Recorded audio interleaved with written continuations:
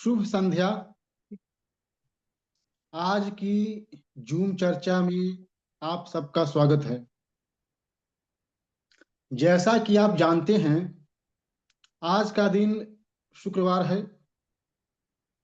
अतः इस दिन हम हमारे मार्गदर्शक बजरंग मुनि जी के द्वारा लिखे गए आलेख पर बात करते हैं। आज हमने इस आलेख का जिक्र किया है, या जिसको चर्चा का विषय हमने बनाया है, वह आलेख पर्यावरण संरक्षण, विकास और न्याय और सुरक्षा पर है। इस आलेख में उन्होंने यह बात कहनी चाहिए है कि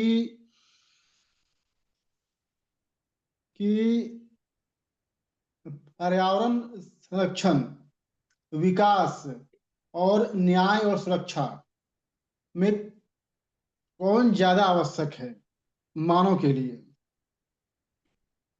इसी बात पर इन्होंने बल दिया है और कहा है कि मानव के लिए न्याय और सुरक्षा सबसे अधिक आवश्यक है, उसके बाद विकास कार्य और अंत में पर्यावरण सुरक्षा। इसके अलावा इन्होंने और भी कई मुद्दे उठाए हैं जिन पे हम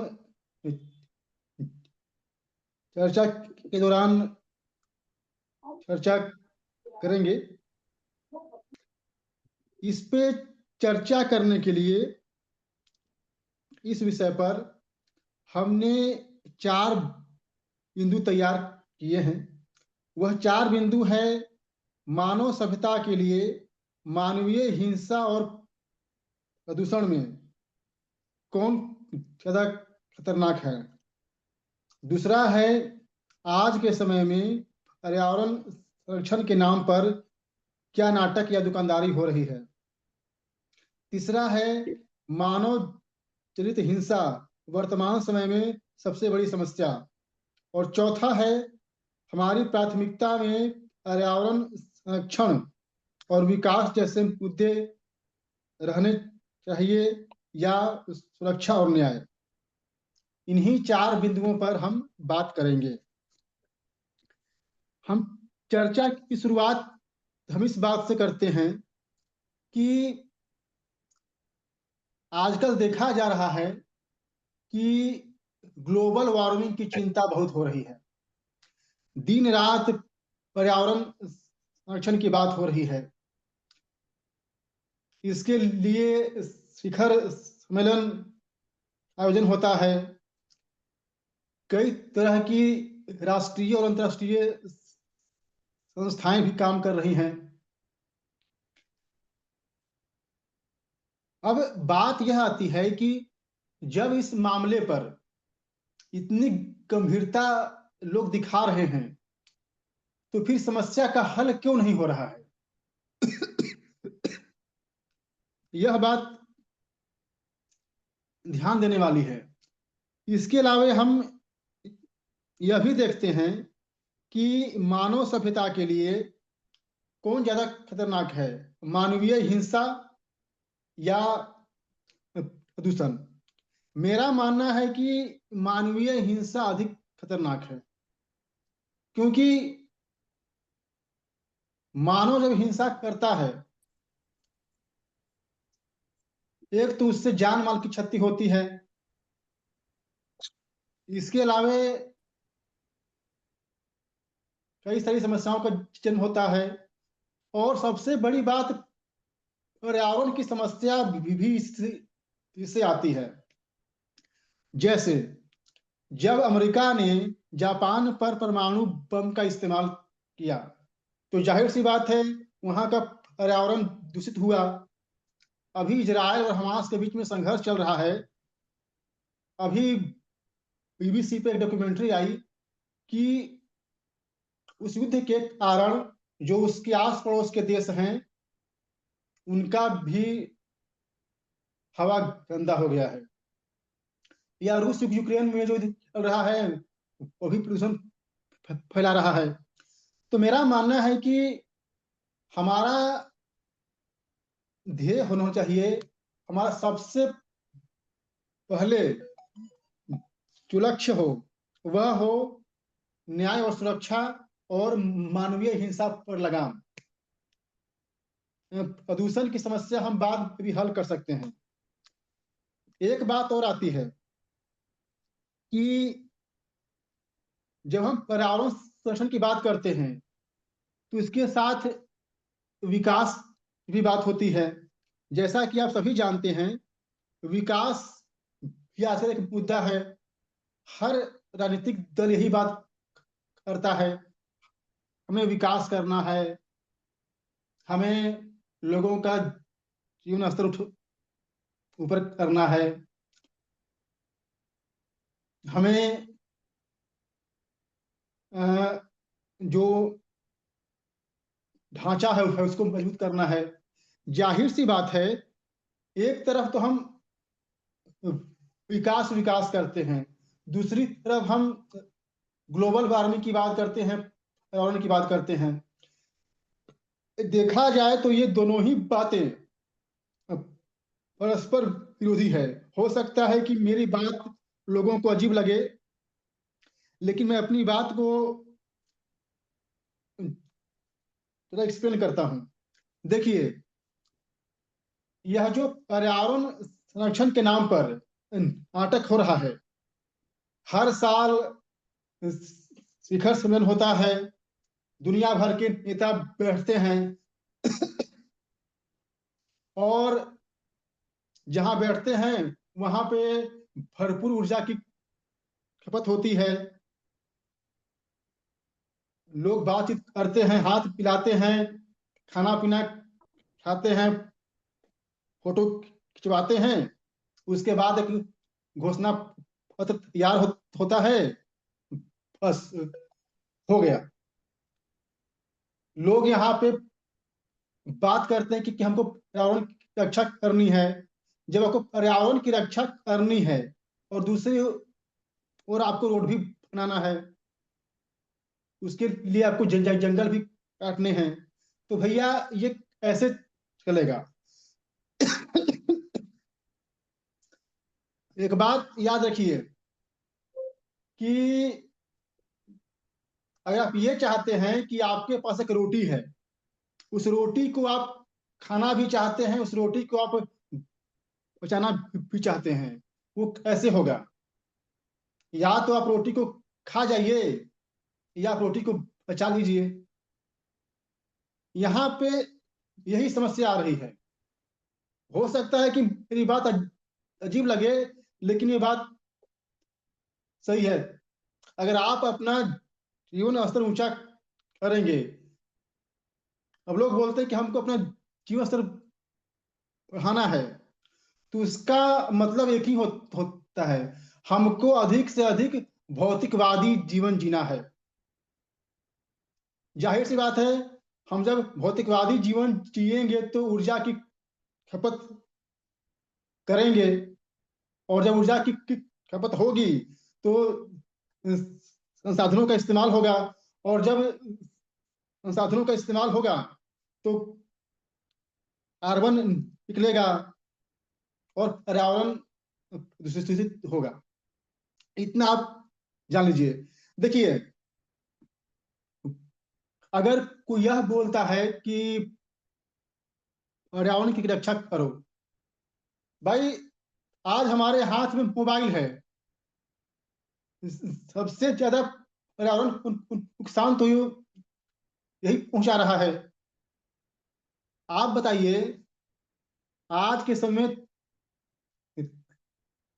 तितली जो एक जीव होती है वह आपको दिखती है?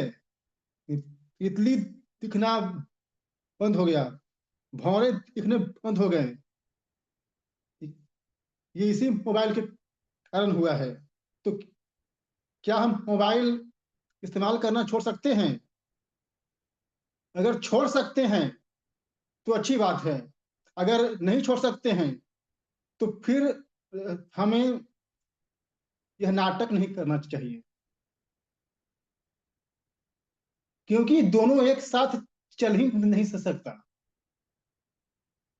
हाँ, वो दिखावा के लिए आप बड़ी बड़ी बिल्डिंगें बना दें, और जो सड़क का जो डिवाइडर है उस पे फूल लगा दें, पेड़ लगा दें, भैया उससे उससे आपका भला नहीं होगा। वो बस खाना पूर्ति है। एक बात इसमें और आती है कि, हाँ, इसमें एक बात और आती है कि जो पर्यावरण का जो मुद्दा है, आप देखते हैं हमेशा बात होती है जब ठंड आती है, दिल्ली में प्रदूषण बढ़ गया, पराली चलने लगी। देखिए, ये भी एक तरह का दुष्प्रचार है। देखिए, पराली कोई आज से नहीं चलता है, पराली हमेशा से चल रहा है। जो पर्यावरण का प्रदूषण हो रहा है उसका असली कारण है गाड़ियां।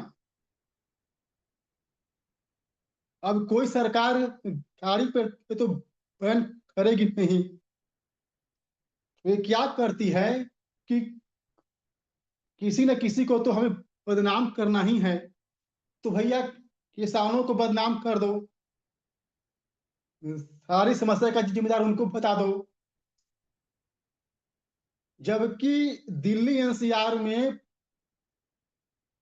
पर्यावरण प्रदूषण का सबसे बड़ा कारण है गाड़ी, जो से धुआं निकलता है उसी से प्रदूषण होता है। इसके अलावा एक बात और आती है कि जो चीजें चल रही है, हम चाहते हैं कि विकास करना है। जब हमको विकास ही करना है तो फिर हम अगर पीछे जाने को तैयार हैं तब तो बात बनती है, लेकिन अगर हम आगे ही जाने को तैयार हैं तो कैसे बात बनेगी। अब देखिए, एआई की बात करते हैं। आपको पता है, जब जब हम चैट जीपीटी पर एक क्वेश्चन डालते हैं तो एक चम्मच पानी लगता है। अब बताइए कि जब हम एआई का इस्तेमाल करते हैं तो हम कितना पानी हम खर्च करते हैं। एक क्वेश्चन टाइप करने में एक चम्मच पानी, तो समझिए कि ना कितना पानी खर्च हो रहा है। तो क्या हम इसका इस्तेमाल करना बंद कर सकते हैं? नहीं कर सकते। तो फिर मेरा यही मानना है कि ये जो बातें हो रही है ना, ये ये केवल नाटक है। जो व्यक्ति सही मायने में पर्यावरण के प्रति सजग है उसको तो कोई शांता ही नहीं है, और जो उसकी नाटक करते हैं, दुकानदारी करते हैं, उनको हर कोई चीज जानता है। एक बात इसमें और आती है कि न्याय और सुरक्षा। देखिए, न्याय और सुरक्षा ये राज्य की प्राथमिकता है, और ये मानव सभ्यता की प्राथमिकता है। इसके अलावा एक बात इसमें और आती है कि अगर हम पर्यावरण के प्रति इतने ही सजग हैं तो हमें जो अपनी भौतिकवादिता है उसको उसको कम करना पड़ेगा, या उसको कंट्रोल करना पड़ेगा। इसका यही उपाय है। अगर हम ये चाहते हैं कि हर चीज चलता रहे और पर्यावरण भी बचा रहे, तो ऐसा नहीं होगा। अभी जो शिखर सम्मेलन होते हैं उसमें एक बात आती है कि अमेरिका इतना उत्सर्जन कम करेगा, भारत इतना कम करेगा, यूरोप इतना कम करेगा, जबकि हर किसी को विकास करना है। भारत कहता है हम अभी विकासशील देश हैं, हमको अनुमति दो। चीन कहता है कि हमको अनुमति दो। डोनाल्ड ट्रंप कहता है कि हमको अपनी अर्थव्यवस्था को आगे ले जाना है, हमको अनुमति दो। तो ये कैसे चलेगा ये ढोंग? तो मेरा मानना है कि हमें न्याय और सुरक्षा को प्राथमिकता देनी चाहिए। जो विकास कार्य हैं और जो पर्यावरण का संतुलन है, उसके बीच में है हमें ऐसी नीति बनाए जो कि मध्यमार्गी हो। और सबसे बड़ी बात, जो आबादी है उसको भी कंट्रोल करने का प्रयास करें, क्योंकि जब आबादी अधिक बढ़ती है तो उपभोग अधिक होता है, और जब अधिक उपभोग होता है तो उत्सर्जन अधिक होता है कार्बन का, जिससे समस्याएं आती हैं। निष्कर्ष यही है कि हमें न्याय और सुरक्षा को प्राथमिकता देनी है। जो विकास कार्य है वो सेकेंडरी है, और पर्यावरण संरक्षण वो बाद की बात है। ये था आज का विषय जिसे मैंने आप सबके सामने रखा। आप लोगों ने मेरी बात को सुना, आप सबका धन्यवाद। धन्यवाद विपुल जी। बाकी के साथी बताएं।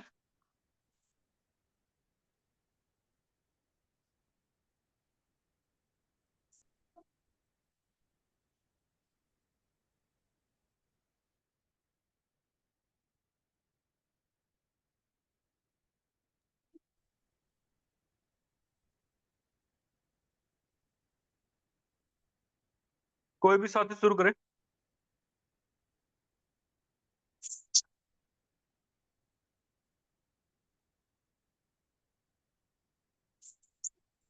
चलिए ठीक है, मैं थोड़ा सा इसे रखता हूँ। देखिए, एक बात आई है पर्यावरण की और दूसरी बात आई है मानव जनित हिंसा की।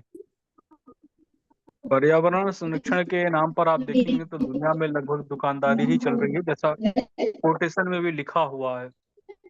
लेकिन तुलनात्मक दृष्टिकोण से कहा गया है, तुलनात्मक दृष्टिकोण से में ज्यादा खतरनाक कौन है? तो मेरे दृष्टिकोण से जो प्रदूषण है वह भी बहुत अच्छा नहीं है, खराब ही कहा जाएगा। लेकिन जब मानवीय हिंसा की बात करते हैं तो मानवीय हिंसा के लिए मैंने पहले ही भी कहा था, मानवीय हिंसा को हम लोग समाज व्यवस्था में एक कलंक मानकर चलते हैं। अर्थात हिंसा से घृणित कुछ भी नहीं हो सकता, मेरा तो ये दृष्टिकोण है। और उसमें भी उन लोगों के भीतर जिनके अंदर दया करुणा की भावना हो, प्रेम और ममता की भावना हो। तो ऐसे में जब हम मैं क्या देखते हैं कर सकती हूँ हिंसा उसमें? की भावना बढ़ेगी हमारी तो तो सामाजिक समन्वय घटेगा। तुम्हारे फोन को चेक कराओ। नेताजी का माइक बंद कर दीजिएगा। तो ये देखेंगे तो पर्यावरण प्रदूषण के नाम पर जो चलाया जा रहा है, जैसे आप देखेंगे तो एक मूवमेंट चला भारत में अभी भी, जो है आप देखेंगे मणिपुर में चले जाइए, छत्तीसगढ़ में चले जाइए या कई इलाकों में चले जाइए, वहां पर जो आदिवासी लोग हैं या फिर आप जो ट्राइब्स एरिया है जो रहते हैं, वासी कह लीजिए, उनको लगातार इस बात के लिए भड़काया जाता है कि तुम्हारे जल जंगल जमीन तुम्हारे हैं, ये चले जाएंगे, पूंजीपति छीन लेंगे, कंपनियां लगा लेंगे। बड़ी अच्छी बात है कि वो छीन लेंगे भाई, उनकी जमीन है, वो मालिक हैं, वो रहें। फिर प्रश्न खड़ा हो जाता है कि ये जल जंगल जमीन इनके हैं, तो बाकी क्या सब जा करके दूसरे ग्रह पर रहेंगे या उनका कुछ भी नहीं है? तो मैं देखता हूँ कि ये सब कुछ जो है वह संपूर्ण मानव मनुष्यों का है, केवल उन्हीं का नहीं है। उनकी भी उसमें हिस्सेदारी है और अन्यों की भी है। लेकिन जब विकास की बात करते हैं तो विकास अपनी क्षमता, अपने ज्ञान, अपने बुद्धि के अनुसार किया जाता है। मानवीय सभ्यता में ऐसी कभी स्थिति नहीं रही कि वह अपने चरम तक न गई हो और उसने विकास न किया हो, हथियार न बनाए हों। वो रामायण काल में भी बने हैं और महाभारत काल में भी बने हैं, वर्तमान में भी बने हैं और मानवीय सभ्यता अपने चरम तक जाती है और चरम पर जाने के बाद उसका पतन हो ही जाता है। इसी को हम लोग जो है महायुग कहते हैं। लगभग मुझे लगता है एक जो 43 लाख 20 हजार वर्षों का एक महायुग हो जाता है या एक युग कहते हैं। तो सृष्टि में निर्माण और प्रलय ये दोनों चलते रहते हैं। ऐसा नहीं है कि हम इस सृष्टि में पहली सभ्यता हैं या अंतिम है। अ, ये कह सकते हैं कि विकास के उच्चतम शिखर पे जाने के बाद भी पतन हो जाता है। परंतु विकास की परिभाषा गढ़नी पड़ेगी, विकास आखिर है क्या? क्या हम लोग निर्माण न करें तो नष्ट नहीं होगा? क्या विनाश नहीं होगा?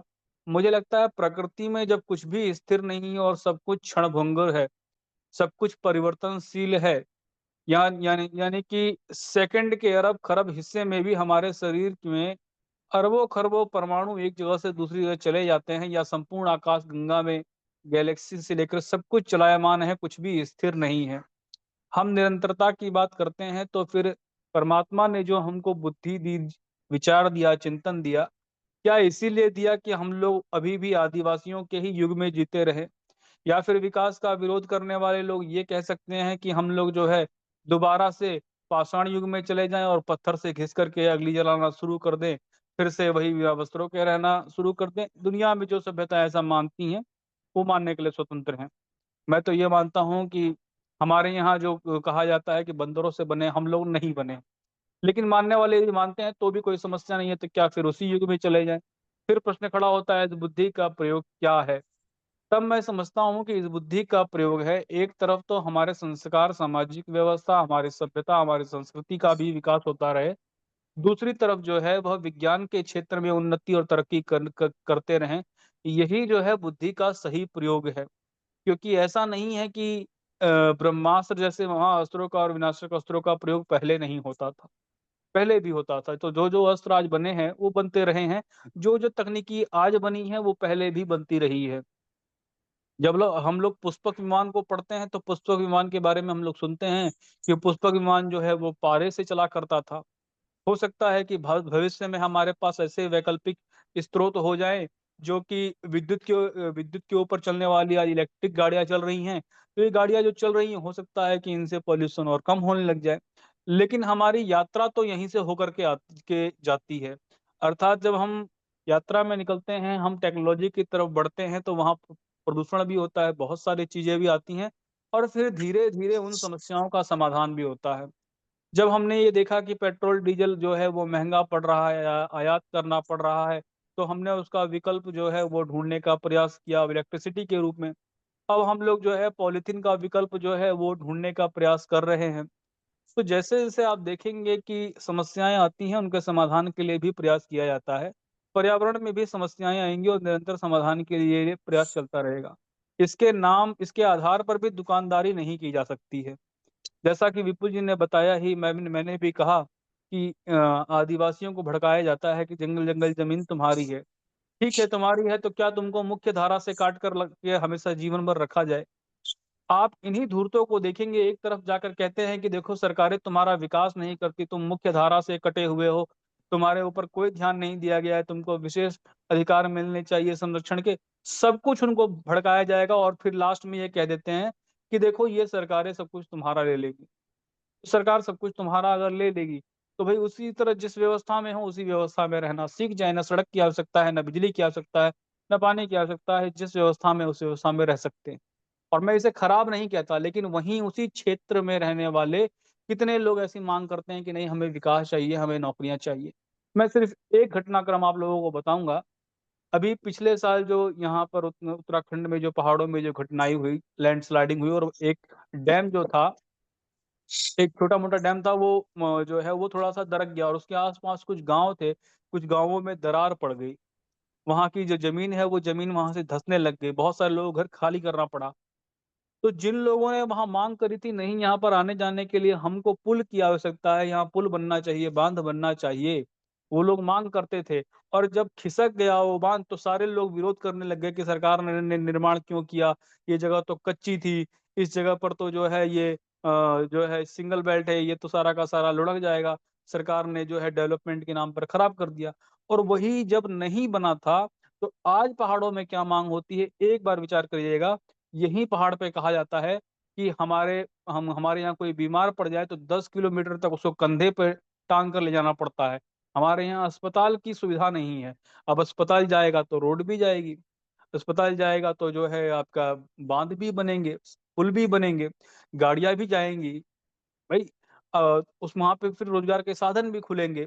तो एक चीज़ जब जाती है तो उसके साथ और कई सारी चीज़ें चली जाती हैं, वहाँ पर अस्पताल खुलेगा तो दुकान भी खुलेगी, यातायात भी बढ़ेगा और होटल भी खुलेंगे, फिर आबादी भी बढ़ेगी। तो ये आपकी आवश्यकता है, या तो आप हॉस्पिटल माँग लीजिए और नहीं तो आप तैयार रहिए कि हम लोग पीठ पर लाद करके जब कोई बीमार पड़ जाता है, 3 किलोमीटर, 5 किलोमीटर चढ़ते हुए उसको लेकर के हॉस्पिटल पहुँचेंगे। लेकिन दोनों तरफ से विरोध करना है, नहीं हमारे जंगल भी बचे रहे, पहाड़ भी बचे रहे, पहाड़ खोखले भी ना हो जाएँ, उसमें टनल भी ना बने।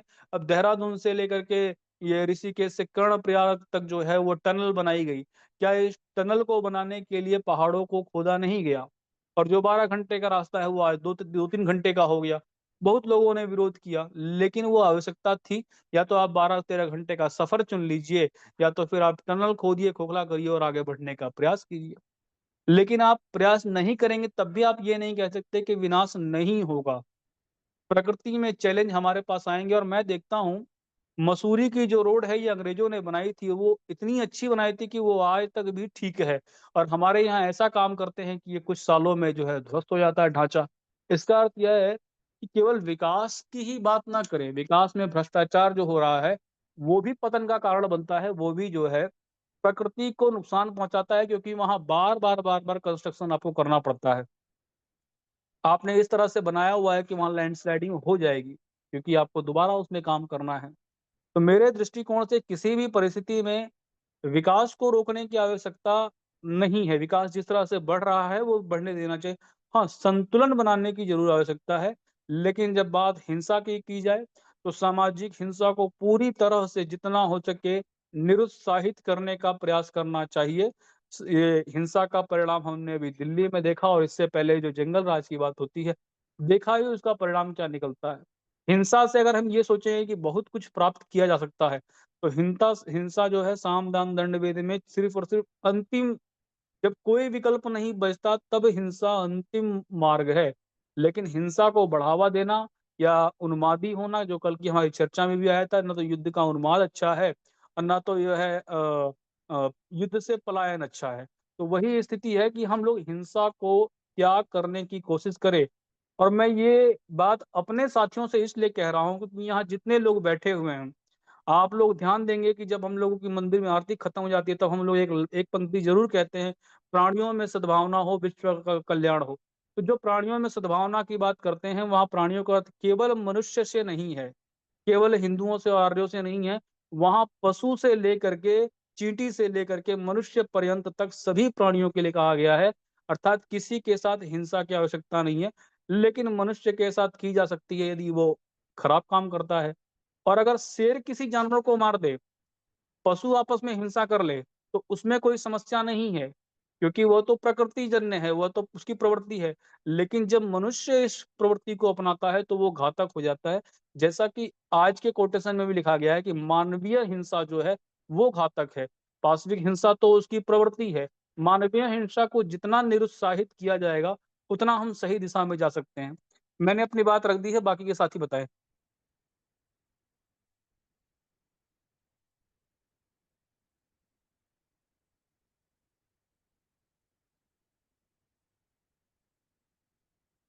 नरेंद्र जी, मोहन जी, संजय जी, आप बताइए। सभी लोगों को मेरा प्रणाम। जी, बताइए आदरणीय। सर्वप्रथम तो मैं इस बात को स्पष्ट कर दूं कि मानवीय हिंसा का कोई स्थान समाज में होना नहीं चाहिए और इसके कई कारण होते हैं। और जैसे पर्यावरण के प्रदूषण के परिप्रेक्ष्य में ही देख लिया जाए तो मेरी एक फाइंडिंग जो मैं महसूस करता हूं कि मानव हिंसा से मानव पर या मानव जाति पर कुछ तत्काल प्रभाव पड़ता है।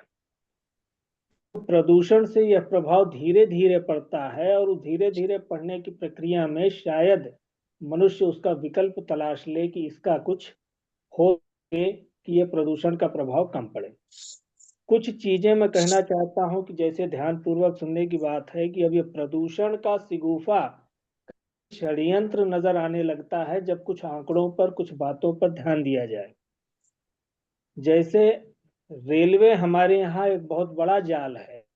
रेलवे में पिछले 10-12 सालों से अगर एक चीज को गौर किया जाए तो 50 से 60% डीजल इंजनों को बंद कर दिया गया है, उनकी जगह इलेक्ट्रिक इंजनों ने ले लिया है, फिर भी प्रदूषण कम नहीं हुआ। करोड़ों की संख्या में 2016 के बाद जब से गैस चूल्हे अवेलेबल कराए गए, घर के चूल्हे जलना बंद हो गए हैं, किंतु प्रदूषण में कार्बन उत्सर्जन कम नहीं हो रहा है।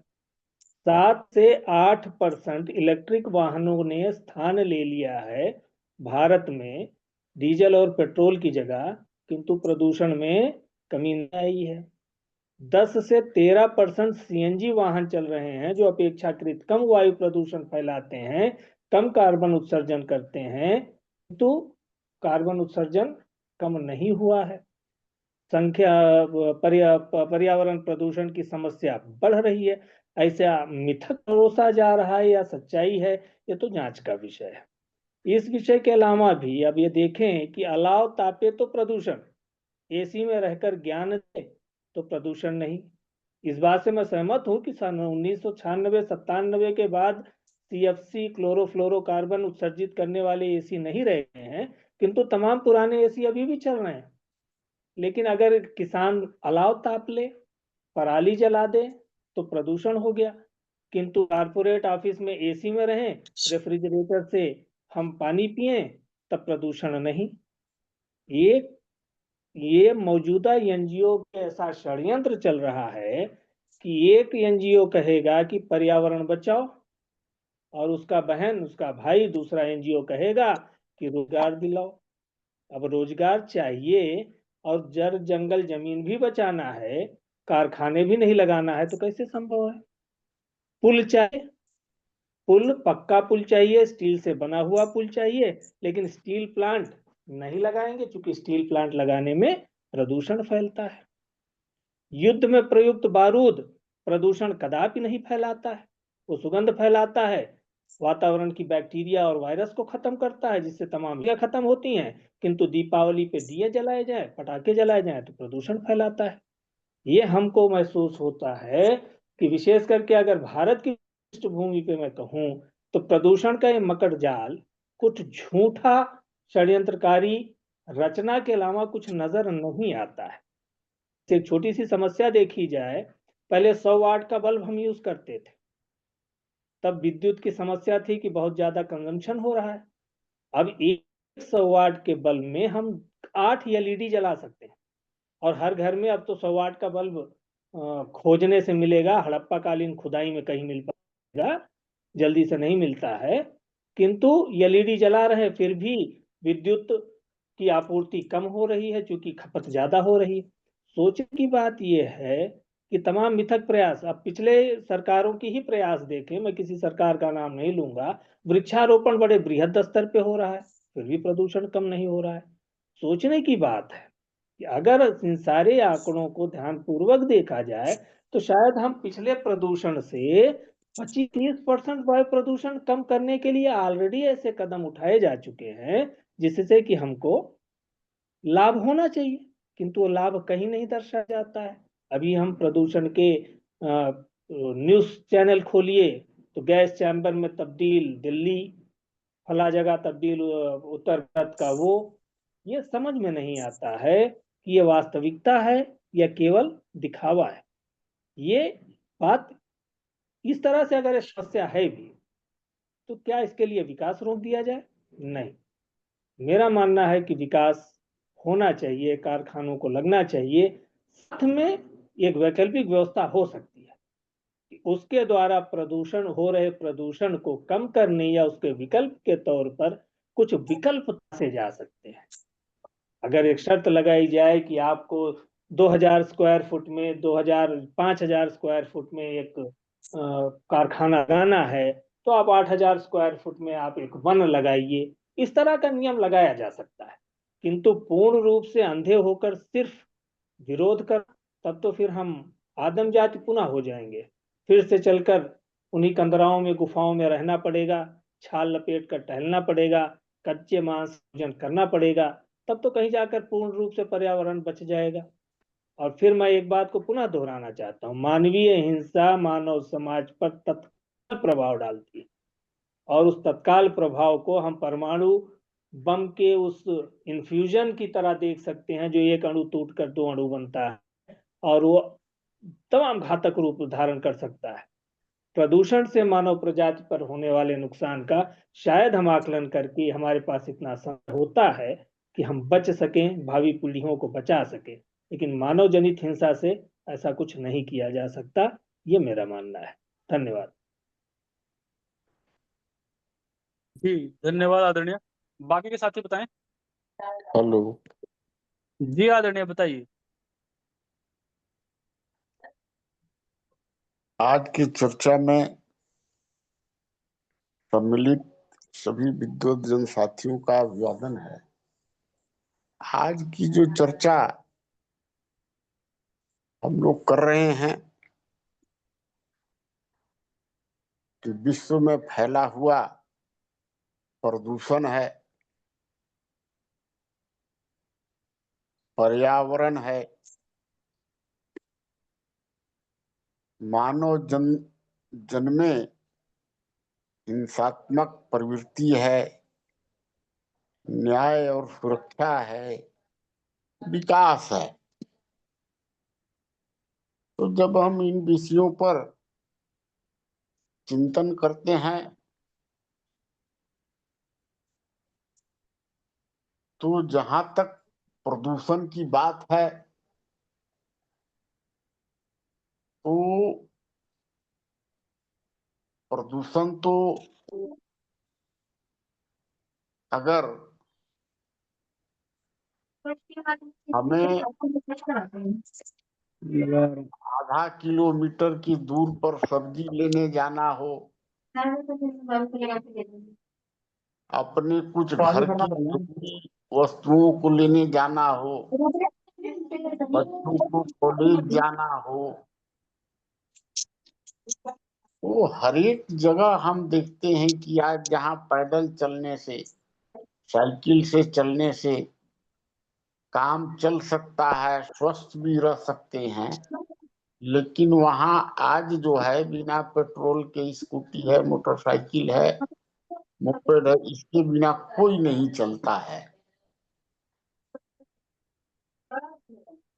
दूसरा चीज है कि आज हम देख रहे हैं कि बराबर प्लास्टिक का जो भरमार हम देख रहे हैं। अगर हम कोई बाजार में सामान खरीदने के लिए जाते हैं और कपड़े का 5-6 छोटा झोला ले लेते हैं, एक बड़ा झोला ले लेते हैं, उसमें सामान खरीद के ले आते हैं। पहले ठोंगा का सिस्टम था, तो कहाँ प्लास्टिक का जरूरत पड़ेगा, कितनी मात्रा में प्लास्टिकों का जो है सो उपयोग कम हो जाएगा। लेकिन मनुष्य को सुविधा भी चाहिए,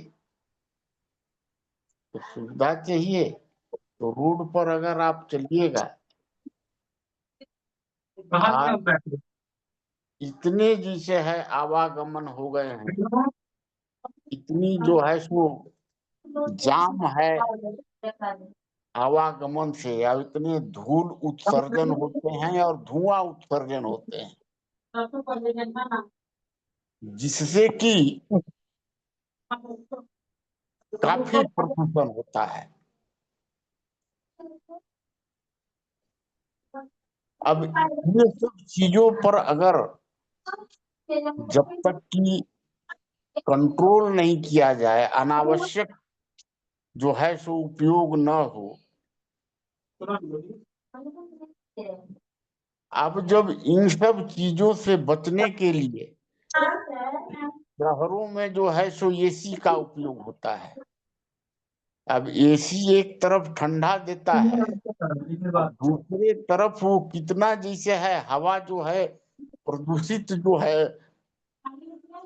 बाहर निकालता है, उसका प्रभाव पूरे जो है शहर में पड़ता है। जो गर्म होकर देखिए कि शरीर में चिपचिपाहट होता है, जबकि अगर अच्छा गर्मी, पहले कितनों गर्मी पड़ता सर, पसीना जरूर निकलता, ठंडा होता, चिपचिपाहट नहीं होता था।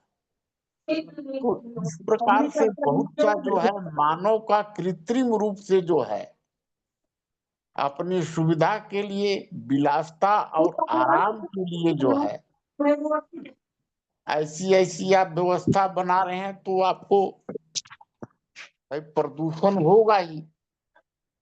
अब इसके लिए आप विकास के लिए,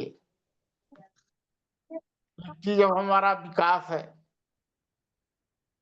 तो हमारे पास अगर पर्याप्त मात्रा में खनिज और संसाधन जो है भूमि के अंदर है, तो हम उसको क्या करेंगे? उसका हम अगर उपयोग नहीं करेंगे तो उसका हम करेंगे क्या? और जब हम उसका उपयोग करेंगे तभी हमारा विकास होगा। हम विश्व के जो विकसित राष्ट्र हैं उनके सामने अगर हमें प्रतियोगिता में खड़ा होना है, हमें अपने राष्ट्र को समृद्ध बनाना है, बहुत गर्म हो गया है, उसका दोहन करना पड़ेगा। एक काम कर रहा हूँ। उसका दोहन करके, और जब हम उस रॉ मटेरियल का पक्की वस्तुओं में निर्माण करेंगे तब जाकर के हमारा समृद्ध होगा देश। और जब कहीं पर जो भी बात आई जंगल जड़ जमीन की, तो जहां पर भी जंगल कटता है तो जो भी कंपनी है जंगल काट के और उससे रॉ मटेरियल्स निकालता है, तो उसके अगेंस्ट में वो उतना जंगल कहीं ना कहीं वृक्षारोपण कराता है, ऐसा नहीं है कि वो नहीं कराता है। तो आपका उससे कहाँ नुकसान हुआ?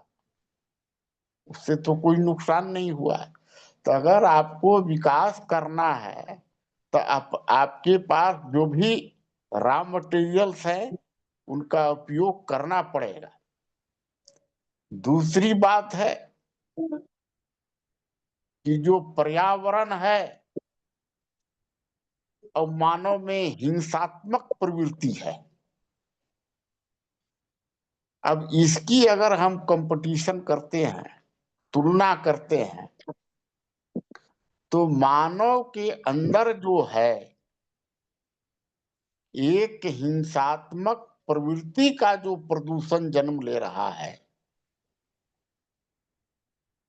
जो स्वार्थ की प्रवृत्ति का प्रदूषण जो जन्म ले रहा है, वो प्रदूषण जो है हिंसात्मक और स्वार्थ की प्रवृत्ति जो मानव समाज में और मानव के अंदर जो ये प्रदूषण पैदा हो रहा है, वो प्रदूषण से बहुत खतरनाक प्रदूषण है। ये जो है स्वार्थ में अंधा होकर और हिंसा पर विश्वास कर रहे हैं, अहिंसात्मक रूप से चिंतन विचार करके नहीं चलना चाहते हैं। वो चाहते हैं कि हम हिंसात्मक रूप से अपना जो हम स्वार्थ मेरा सिद्ध हो जाएगा और मेरा कुछ नहीं होगा। आज आप देख रहे हैं कि पूरे विश्व में युद्ध छिड़े हुए हैं। आज आप देखें 2-4 दिन पहले ही जो लाल किला पर घटना घटी, जो विस्फोट हुआ, जो कहते हैं कि हम राम मंदिर का बदला ले रहे हैं, तो बाबरी मस्जिद ढहने का बदला ले रहे हैं, तो पुलवामा का जो किए थे उसके अगेंस्ट में जो सर्जिकल स्ट्राइक हो रहा है, ये क्या है? मानव के अंदर जो है हिंसात्मक प्रदूषण है। अगर मानव के अंदर ये हिंसात्मक प्रदूषण जो है परमाणु बम के हिसाब से अगर जो है रसिया है या यूक्रेन है, चाइना है, कहीं भी अगर कोई छोड़ देता है तो इसका कितना बड़ा नुकसान होगा। तो पहले तो जो मानव के अंदर जो हिंसात्मक प्रवृत्ति का, स्वार्थ का जो प्रदूषण है, इसको खत्म होना चाहिए। ये बहुत खतरनाक है। जैसा कि ज्ञान यज्ञ परिवार और माँ संस्थान के अंदर हम लोग जो रिसर्च और सर्च करते हैं, उसमें जो सब ये बातें आती हैं, अगर ये प्रदूषण जो है मानव के अंदर बढ़ता रहेगा, तो फिर मानव को कहाँ से उसको उसके मूल अधिकार का सुरक्षा हो पाएगा, उसको कहाँ न्याय और सुरक्षा मिल पाएगा। तो प्रथम दृश्य में जो है, वो पूरा जो विश्व के अंदर हर एक मनुष्य में जो भी स्वार्थ और हिंसात्मक प्रवृत्ति का प्रदूषण जन्म ले रहा है, और जो आतंकवाद है, नक्सलवाद है, साम्यवाद टाइप के जो स्टेट है, या जो पूंजी का विस्तार करके आर्थिक रूप से गुलाम बनाने की जिनमें प्रवृत्ति है, जिनमें अपनी सीमा विस्तार करने की प्रवृत्ति है, ये बड़े बड़े जो हैं राष्ट्र हैं, और उनके अंदर जो राष्ट्राध्यक्ष हैं और उनकी जो सिद्धांत है, उसको विस्तार करने में वो स्वार्थ में अंधे होकर और हिंसात्मक कार्रवाई जो कर रहे हैं छोटे छोटे राष्ट्रों पर, और 3-3 साल से युद्ध चल रहा है, ये जो प्रवृत्ति है मानव के अंदर जो आज पैदा हो रही है, इसका पहले निदान होना चाहिए, ताकि सृष्टि का विनाश होने से बच सके और विश्व का कल्याण हो सके। तो इन सब बातों पर चिंतन करने की आवश्यकता है। बाकी हमारे साथी हैं वो और इस चर्चा को विस्तार देंगे। सभी साथियों को बहुत बहुत धन्यवाद। मैं अपनी बात को विश्राम देता हूँ। Hello hello hello. हाँ बताइए, आपकी आवाज आ रही है। मेरी आवाज आ रही है? जी आ रही है, आपकी बताइए। आवाज। हाँ, सभी को मेरा नमस्कार। आज की चर्चा पर्यावरण और मानवीय हिंसा पे है। इसमें दो तरीके के पक्ष रखे जा रहे हैं जो मैं समझ रहा हूँ, पर्यावरण और मानवीय हिंसा। दो तरीके के लोग उसमें बढ़ जाते हैं जब हम चर्चा करते हैं, एक पक्ष में और एक विपक्ष में। पक्ष में मतलब यह है जैसे कि पर्यावरण पे जो काम हो रहा है या नहीं हो रहा है, पर्यावरण की वजह से जो चेंजेस हो रहे हैं, तो उस पर मैं कुछ बोलना चाहूंगा। जैसे मानवीय हिंसा क्या है, मानवीय हिंसा को का जो असर है वो सबको पता है कि कुछ समय के लिए है, बहुत लंबे समय तक या कोई पीढ़ी उससे नष्ट नहीं होगी तो छोटी मोटा एक एरिया, पर्टिकुलर एरिया ही उस पे असर पड़ता है। जैसे हिरोशिमा पे जब बम गिराया अमेरिका ने, तो जापानी आया, पूरा देश नहीं आया, है ना। अब मैं आपको एक उदाहरण देना चाहूंगा दूसरा। अब जैसे अभी उसमें वो आया था प्राकृतिक आपदा, जैसे केदारनाथ में आई, तो केदारनाथ का कितना हिस्सा फड़ा, उसमें किसी ने कुछ मतलब वो कोई मानवीय हिंसा नहीं थी, वो प्रकृति की स्तर थी। और प्रकृति ने क्या करा, प्रकृति। अब दूसरा एक और उदाहरण देता हूँ, आप हिस्ट्री से देख लीजिए, जो मोहनजोदड़ो हड़प्पा की जैसी योजना, जो संविदाएं थी बहुत विकसित थी, उन्होंने तो विकास की मतलब पराकाष्ठा कर दी। उस समय का अगर हिस्ट्री को पढ़ो तो बहुत विकसित सभ्यताएं थी और वो नष्ट हो गई। तो इसका मतलब उन्होंने प्रकृति या किसी ना किसी के साथ छेड़छाड़ की होगी। दूसरी चीज मैं ये कहना चाहूंगा कि जब हमारा देश में लोगों के यहाँ, चाहे हिंदू हो चाहे मुसलमान, मैं धर्म पे नहीं जाना चाहता, मैं ये जानना चाहता हूँ कि परिवार में जब 13 14 बच्चे, 10 बच्चे, 8 बच्चे होते थे, तो इसका मतलब जनसंख्या तो खूब तेजी से बढ़ा, मतलब प्रजनन क्षमता ज्यादा थी, लेकिन मृत्यु दर भी ज्यादा थी। मृत्यु दर इसलिए इन कारणों से ज्यादा थी कि जो उस समय की युद्ध पद्धति थी वो सामने आमने से लड़ने की थी, तो उसमें जो लोग खत्म हो जाते थे युद्ध की वजह से, वो मैक्सिमम लोग खत्म होते थे, है ना। और स्त्री सती प्रथा या जौहर कर लेती थी तो उनकी भी तो संख्या का बैलेंस था। जैसे एक जीवन चक्र है, जीवन चक्र में देखा होगा कोई मरता है जानवर तो एक गिद्ध खा लेता था पहले, कोई जो डाल देते थे तो 2 सेकंड में आते थे गिद्ध और उठा के ले जाते थे। आज गिद्ध आपको दिखेगा नहीं।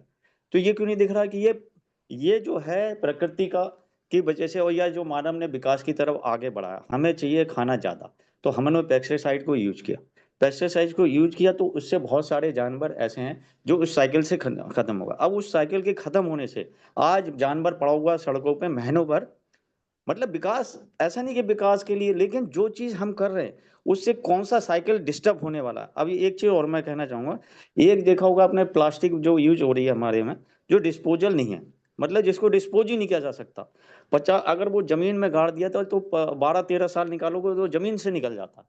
अब बताओ ऐसी जो चीज डिस्पोजल नहीं हो सकती उसको हम लोग बना रहे हैं और उसके मैन्युफैक्चरिंग पे मतलब रोक ही नहीं लग रही, और कई लोग उस पर काम करते हैं तो उनको ही वो गलत साबित कर देते हैं। अब एक और उदाहरण दूंगा राजस्थान का। राजस्थान में आपने देखा होगा, मैं भरतपुर उधर जयपुर उदयपुर के साइड में गया कई बार, तो अगर आप 90 और 80 के दौर में जाओगे तो आपको नीरा बकबूल मिलता था, नीरा रेगिस्तान। और फिर एक मैं उनका नाम लेना चाहूंगा यहाँ पे, थोड़ा सा 1 सेकंड के लिए लूंगा, अभी मैं नाम देख मैं कहीं पढ़ रहा था तो अभी मैं बाद में बता दूंगा, अभी मेरे थोड़ा आगे क्योंकि डिस्टर्ब हो जाएगा। तो एक मतलब वो पर्यावृत, उन्होंने उस पर काम किया, उस पर काम किया तो उन्होंने करोड़ों पेड़ लगवाए। और कौन से पेड़? नीम के पेड़। अब आप जाओगे तो सड़कों के किनारे नीम का पेड़। और ऐसा भी नहीं, सरकारों ने भी बहुत काम किया, बिजली पे पानी पे काम उस समय भी था, ऐसा नहीं, लेकिन तब बबूल ही था। अब नीम का पेड़ लगने से, मैं जब बाद में गया 90 के 80 के बाद 90 में जब मैं गया तो उस एरिया में मैंने देखा टेम्परेचर बहुत कम था, मतलब डाउन था, गर्मी कम थी। और दूसरा क्या था जो वहाँ का मैंने पूछा भी एक पेड़ कैसे लग गए, तो बोले इससे एक तो पानी का वाटर लेवल ऊपर आ गया, अब पानी की जो बहुत गहराई में था वो ऊपर आया। दूसरा यहाँ मच्छर खत्म हो गए, उस क्षेत्र में नीम की वजह से मच्छर और बीमार लोग कम पड़ रहे हैं। अब इस तरीके की सोच तो कोई रख रहा है। अब उसको आगे बढ़ाने के लिए हम लोग क्या कर रहे हैं, अगर वो कहीं किसी वजह से पॉलिसी में फंस गया और क्या किसी पॉलिटिकल पार्टी का विरोध कर दिया तो वो पूरा ही उसका विरोध, मतलब उसको गलत साबित करने में लग जाते हैं ज्यादातर लोग, जबकि वो अच्छा मुद्दा उठा रहा है एक समाज के हित के लिए। और है क्या, ये कहना गलत नहीं है कि विकास जरूरी है, लेकिन हमें विकास ऐसा चाहिए कि हमारी सभ्यता नष्ट हो जाए, इससे कोई मतलब इसमें शामिल होगा कि हम ऐसा विकास चाहते हैं कि कल को आने वाली पीढ़ी, जैसे गिद्ध खत्म हो गया ऐसे हमारे बीच से कोई बंदा खत्म हो जाए, ऐसा विकास अगर चाहिए किसी को, लोगों को। जैसे आज के टाइम में पेस्टिसाइड है, सबको पता है, हर जगह बैन है, हमारे यहाँ भरपूर मात्रा में हो रहा है। कई एक उदाहरण दूंगा, साउथ अफ्रीका हमारी वो गई थी, कंटेनर गया था भाई पोर्ट के, और उसमें मिर्च गई थी। मिर्च में पता है पेस्टिसाइड की मात्रा उन्होंने निकाली थी 250 ग्राम पे कुछ उसका क्राइटेरिया था, मैं भी भूल रहा हूँ। तो उसमें थोड़ा सा परसेंटेज ज्यादा था, उन्होंने पूरा मतलब वो पूरा कंटेनर बाई शिप वापस कर दिया साउथ अफ्रीका, और हमारे यहाँ कंज्यूम हो गया, वो तो कभी डिस्ट्रॉय भी नहीं हुआ। तो अब इसके लॉन्ग टर्म परिणाम है जो हम विकास के नाम पे कई बार कह देते हैं कि अब विकास तो चाहिए। विकास क्योंकि हमें इसलिए चाहिए, अगर हमारे परिवार में हमें पता चले कि पर्यावरण की वजह से हमारी आने वाली पीढ़ी खत्म हो जाएगी तो हम ऐसा विकास चाहेंगे। लेकिन क्या है, क्योंकि जो चीज हमारे साथ नहीं हो रही, हमें लग रहा है हमारा विकास हो रहा है ना, जो हमारे साथ बुरा होता है तब हम अगर हमारे एरिया में बाढ़ आ जाए तो हम सरकार को गाली देने लग जाएंगे, और दूसरे के एरिया में आए तो विकास चाहिए। हमारे एरिया में कुछ हो जाए तो हमें विकास, हमें विरोध करेंगे, और कहीं कुछ हो जाए तो वो बढ़ जाए। तो इस तरीके की पॉलिसी नहीं चल सकती। ये मालूम है कि पर्यावरण को नुकसान होगा, जैसे सड़कें बननी चाहिए, सड़क, और जैसे अभी कहा था जंगल, एक कोई कह रहे थे कि जंगल काट के दूसरी जगह लगाए। आप कोई जड़ी बूटी, जितनी तरीके की जड़ी बूटियां जंगलों में होती हैं उतनी जड़ी बूटी कोई लगा देगा? ये पॉसिबल लग रहा है आपको? बहुत सारी जड़ी बूटियों के तो हम लोग नाम भी नहीं जानते। और उससे क्या होगा, वो किस कारणों के उस पर्टिकुलर एरिया, हर पर्टिकुलर एरिया की एक क्वालिटी है, जैसे जमीन की, और वहां पे क्योंकि उस जगह कुछ चीजें पर्टिकुलर उसी एरिया में होती हैं। अब हमने तो काट दी, तो हम वो चीजें कहाँ से लगवा पाएंगे? तो हम उनको सहज के तो रख सकते हैं लेकिन नष्ट करके नहीं रख सकते। तो हमें कोशिश ये करनी चाहिए, जैसे हम माला का जंगल हमने देखा इधर पूरनपुर पीलीभीत साइड में, पहले किलोमीटरों से था, आज 2-3 किलोमीटर का रह गया। अब उसकी वजह से क्या हो रहा है, शेर अब पब्लिक उसमें आ जा रहा है। पहले हमने तो देखा नहीं, सन 80 उस समय कभी इस जंगल से शेर बाहर आया हो? आपने देखा होगा कि बंदर जो है नदी किनारे, गंगा किनारे रहते थे, आज वो बस्ती में आ रहे हैं। क्यों आ रहे हैं? क्योंकि पर्यावरण की वजह से बहुत सारे स्रोत, पूर्णागिरी पहाड़ों में जाओगे तो आप नदियों से बहुत सारे स्रोत निकलते थे, आज कितनी नदियां सूख गई हैं। तो इनका असर बहुत लंबे समय में होता है, बहुत सारी चीजें, मतलब उससे कई जानवर नष्ट हो गए, बहुत सारी वन बसती सूख गई होंगी। लेकिन क्योंकि हमें अभी, हम लोग जिंदा हैं, हम लोग उस तरफ नहीं सो रहे, आने वाली पीढ़ियों के बारे में हम तो अभी अपना विकास चाह रहे हैं कि हम आराम की लाइफ कैसे उठाएं, एसी में कैसे रहेंगे, हमें कितना पैसा मिल जाएगा। और ज्यादातर लोग, मैंने कल भी कहा था, मैं बार बार कहता हूँ कि कितना पैसा चाहिए लाइफ में आराम के लिए। आपको एक लाइफ जीने के लिए 5 या 10 लोगों का परिवार है, उसकी कोई लिमिट तो बनानी पड़ेगी ना। 4 लाख, 5 लाख, 10 लाख लोग, यहाँ तो अरबों रुपयों के बाद में भी आदमी करप्शन करने में तैयार है। वो देखो, जो आप भी उदाहरण दे रहे थे कि साइंटिस्ट, वो डॉक्टर था, उसको ये काम करने की क्या जरूरत थी, लेकिन लोग जा रहे हैं कि मानसिक रूप से बीमार हैं। उन्हें दिख ही नहीं रहा कि हम कहाँ जा रहे हैं, हमारा समाज किधर जा रहा है। लोग बात तो करते हैं, लेकिन खुद क्या कर रहे हैं और किस दिशा में जा रहे हैं, इसको कोई सोचने के लिए तैयार ही नहीं है ना करने की। और कोई कर भी रहा है तो बहुत आसानी से विरोध कर देते हैं, जबकि उसके पीछे की लॉजिक को नहीं देखते कि वास्तव में इसका एक, मैं अपनी बात खत्म करूंगा थोड़ा सा कह के। जैसे अभी मैंने देखा कि एक डिस्पोजल है इलेक्ट्रॉनिक कचरा, अभी मैं एक वो दूंगा, एक सर्टिफिकेट है जो होता है डिस्पोज, जिसको हमें इलेक्ट्रॉनिक कचरे को डिस्पोज करना है। गवर्नमेंट ने एक संस्था बना रखी है, वो ऑल इंडिया एक ही मतलब कुछ लोगों को लाइसेंस मिला हुआ है, लेकिन वो डिस्पोज होने की जगह सब जगह बिक रहा है। इलेक्ट्रॉनिक्स का सारा सामान बिक रहा है डिस्पोज होने की जगह, है ना। तो कितना बड़ा काम हो रहा है, और वो डिस्पोज हो जाना चाहिए, जो गल नहीं सकता लेकिन डिस्पोज। अगर समुद्र में डालेंगे तो वो कहीं ना कहीं बाहर आ जाएगा, समुद्र में जाके भी वो डिस्पोज करा जा सकता। मतलब उसको भट्टियों में कैसे करके करते हैं, वो उसका लंबा प्रोसेस है, इसीलिए कुछ लोगों को गवर्नमेंट ने शॉर्ट, लेकिन वो बिक रहा है। अब वो कचरा जब समाज में जाएगा, ये कहीं ना कहीं तो पड़ेगा। अभी देख लो, शहर के शहर कचरे के ढेर लगे हुए हैं, जब हमें पता है ये प्लास्टिक हमारे लिए, तो वो मैन्युफैक्चरिंग पे जो लगा है ना, सरकार क्या करती है, छोटे से व्यापारी को जैसे वो है उस पे बैन लगा दिया।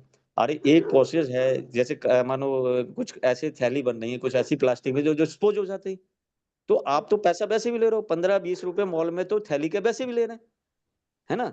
और जबकि लेना नहीं है, एज पर कंज्यूमर कोड के हिसाब से अगर कहीं पे आप प्रोडक्ट खरीद रहे हो तो वो उसी में इंक्लूड होना चाहिए, आपको थैली का पैसा नहीं देना। लेकिन सारे मॉल में पैसा जा रहा है, आप 10,000 का पैसा लोगे, वो पूछेगा भाई साहब आपको थैली चाहिए, लोग कहते हैं हाँ चाहिए, कौन कहता है वहां पे 20-15 रुपए में, हम भी नहीं कहते, लेकिन ले नहीं लेना, लेकिन वहां लेता है मॉल वाला, और वो पन्नी वो दे देता है जो कभी गलेगी नहीं। तो जब वो पैसे 18 रुपए ले रहा है, तो ये तो हमारा जो एक तो जो करप्शन है वो भी है, क्योंकि नेता और वो जो है अपना कार्यपालिका दोनों मिले हुए हैं, उनको कोई मतलब ही नहीं। उन्हें पता है कि लोग इस तरफ देखेंगे नहीं, वो लोग भूल जाते हैं वो धर्म में या किसी अपने उसमें विकास में या पैसे की जिंदगी में लगे हुए हैं। और हम लोग दोहन कर रहे हैं, चाहे वो पर्यावरण का हो चाहे वो लोगों का हो, ये चल रहा है, चलता ही रहेगा ऐसे। क्योंकि उस तरफ को कोई सोच रहा है, अगर कोई सोच भी रहा है तो उसे ये कह के चुप किया जा सकता है कि तुम तो विरोध कर रहे हो, तुम हर चीज का विरोध कर रहे हो। हर चीज का विरोध नहीं, क्योंकि कुछ चीजों का विरोध करना भी जरूरी है, और ऐसा भी नहीं कि सबका विरोध करना, जो सही है उसका समर्थन करना चाहिए, लेकिन हाँ जो चीज गलत है उसका खुद को विरोध भी जरूरी है। इनके दोनों पहलू से देखना पड़ेगा। अगर बहुत अच्छे लोगों का 90% का किसी काम से भला हो रहा है और उसमें किसी का नुकसान नहीं, तो वो विकास बहुत अच्छा विकास है। लेकिन अगर 90% का किसी का नुकसान होगा या आने वाली नष्ट होगी, तो वो काम विकास नहीं हो सकता, वो विनाश ही होगा। मेरा यही कहना था, धन्यवाद। नमो नमः। जी आदरणीय, बताइए। धन्यवाद। आज चर्चा जो है प्रदूषण पर है, और इसमें तुलनात्मक अध्ययन को भी समझा गया है कि मानवीय हिंसा प्रदूषण में कौन ज्यादा खतरनाक है। हमें इस पर विचार करना चाहिए। हमने पर्यावरण संरक्षण और पर्यावरण प्रदूषण चर्चा कर रहे हैं, लेकिन हमारा जो दृष्टिकोण विचार है, इसमें दोनों में तुलनात्मक अध्ययन होना चाहिए कि प्रदूषण ज्यादा खतरनाक है कि मानवीय हिंसा। तो मानव क्या है, पहले पहले मनुष्य क्या है। मनुष्य जो है कि समस्त प्रकृति का सारभूत है। यदि उसकी विचारधारा मानसिकता से विकृत होगी तो हिंसा भी करेगा। हिंसा ही नहीं, वो प्रदूषण भी करेगा। जो हिंसात्मक विचारधारा है उससे जो है दूसरे मानव से प्रभावित होते हैं, उनकी बुद्धि विकृति हुई, उनमें आक्रोश पैदा होता है। तो मनुष्य जो है कि अपने समस्याओं से परे होकर के वह हिंसा को अट्रैक्ट होता है, हिंसा की तरफ आकर्षित हो जाता है, क्योंकि हिंसा का प्रतिकार बिना किए जो है कि आदमी को एक क्षण शांति नहीं मिले। अभी जो है क्या था कि पर्यावरण वैश्विक चर्चा में चल रही थी, लेकिन जब से रूस यूक्रेन की युद्ध की स्थिति है उसमें पर्यावरण की जो है कि चर्चा हो ही नहीं रही है। तो पर्यावरण की जो व्यवस्था है वह कैसे होगा जब मनुष्य अपनी जो है शांति को प्राप्त करेगा, अपनी व्यवस्था को प्राप्त करेगा। पुराने शास्त्रों में कहा गया, एक रोग का नाम बताया गया है, जनपदो ध्वंस रोग। जनपदो ध्वंस रोग क्यों होता है? कहें कि जनपदो ध्वंस रोग इसलिए होता है जिस स्थान पर श्रेष्ठ और जहाँ पर जो है कि पूजनीय का अपमान किया जाता है और अपूजनीय को जो है कि प्रतिष्ठा दी जाती है, जहाँ पर पापाचार बढ़ जाते हैं, मानसिक विकृति बढ़ जाती है, एक दूसरे के प्रति जो है कि हिंसक वृत्ति में, एक दूसरे के स्वार्थ वृत्ति में अधिक लीन हो जाते हैं, तो जो है कि वहां पर एक बीमारी पैदा होती है। उस बीमारी का नाम जो है शास्त्रों में जनपदो ध्वंस रोग, माने पूरे पूरे जनपद का विध्वंस हो जाता है। प्राचीन काल की सभ्यताएं ऐसे ही नष्ट हुई क्योंकि वहां पर स्वार्थ इत्यादि की भाव बढ़ गया। तो वहां पर जब ये भाव बढ़ जाता है तो वहां पर जो है कि प्राकृतिक व्यवस्था की तरफ ध्यान हट जाता है, व्यक्ति आपसी प्रतिस्पर्धा में लग जाता है।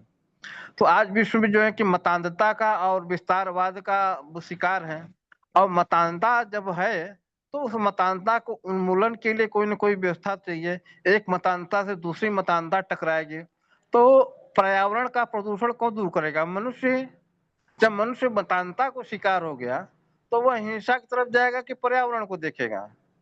तो मनुष्य प्रधानतः जो है कि मनुष्यों में शांति देना ही सबसे बड़ी जो है कि चुनौती रही है और इस पर कार्य होना चाहिए। हमारी प्राथमिकता जो है कि परिवार और संरक्षण विकास जैसे मुद्दे रहने चाहिए, सुरक्षा न्याय। तो हमारी प्राथमिकता तो यहीं पर होनी चाहिए कि पहले मानव में शांति हो। एक मानव जब मनुष्य शांत होता है, एक जो है कि समझदारी उसकी विकसित होती है और उसमें सुरक्षा न्याय का भाव जब जागृत होता है, वह जो है कि सिर्फ अपने लिए ही कार्य नहीं करता है, वह एक प्राणी मात्र के लिए कार्य करता है। वह जो है सोचता है कि जो है कि सभी प्राणियों का कैसे भला हो और मनुष्य के इतर, माने कि सर्वे सुखिनः सर्वे सन्तु, सबके कल्याण के बारे में सोचने लगता है। जब एक शांत और ज्ञान से संपन्न व्यक्ति होता है, वह सांसारिक समस्त समस्याओं का समाधान करने का प्रयास करता है। जब जब कोई मनुष्य शांत नहीं है, संतोष को प्राप्त नहीं हो रहा है, और कोई मनुष्य जो है कि अपने आप में जो है कि उसके व्यवस्था में जो है कि बाधा बन रही है, अशांति बढ़ रही है, टकराव बढ़ रहा है, न्याय की व्यवस्था जो है कि गड़बड़ हो गई है, सारी व्यवस्थाएं उथल-पुथल को शिकार हो गई हैं। तो मनुष्य पहले अपने शांति, अपनी सुरक्षा की व्यवस्था देखेगा कि पर्यावरण देखेगा? और वही मनुष्य जो है कि पर्यावरण को देखेगा जो मनुष्य जो है कि आज सुरक्षा के लिए और जो है कि न्याय के लिए परेशान है। यदि मनुष्य यदि न्याय के लिए परेशान न हो, सुरक्षा के लिए परेशान न हो, वह जो है कि वासना से संक्षिप्त न हो, तो ऐसा मनुष्य स्वभावतः जो है कि पर्यावरण संरक्षण का कार्य करेगा। जब ऐसे मनुष्य ही नहीं है तो पर्यावरण संरक्षण कौन करेगा? मुख्य समस्या है। हमें ऐसे मनुष्य के निर्माण की तरफ ध्यान देना चाहिए कि जो है कि हिंसा से रहित समाज का विकास हो, मतांधता से रहित समाज का विकास हो, आपसी संघर्ष न हो, सुरक्षा न्याय की जो व्यवस्था है उसको संपूर्ण रूप से विश्वास हो। लोकतंत्र की जो है कि संवाद की जो शैली है, संसदीय जो है संवाद, उस पर जो है कि पूरा का पूरा जो उसमें उत्पादकता हो, आपसी संवाद कायम हो, तो वहीं से जो है सारी व्यवस्थाओं का समाधान होगा। कहने का मतलब यही है कि मानव पहले शांत चित्त हो, चित्तम सुचित्तम तो बुद्धि प्रकाशम। मानव का चित्त शांत हो, उसकी चित्त जब प्रकाशित होगी, वो अपने आप ही वह पर्यावरण प्रदूषण को नष्ट कर देगा। इसी के साथ में अपनी बात समाप्त करता हूँ। धन्यवाद। जी, धन्यवाद आदरणीय। बाबा जी, आप कुछ रखेंगे इस विषय पे?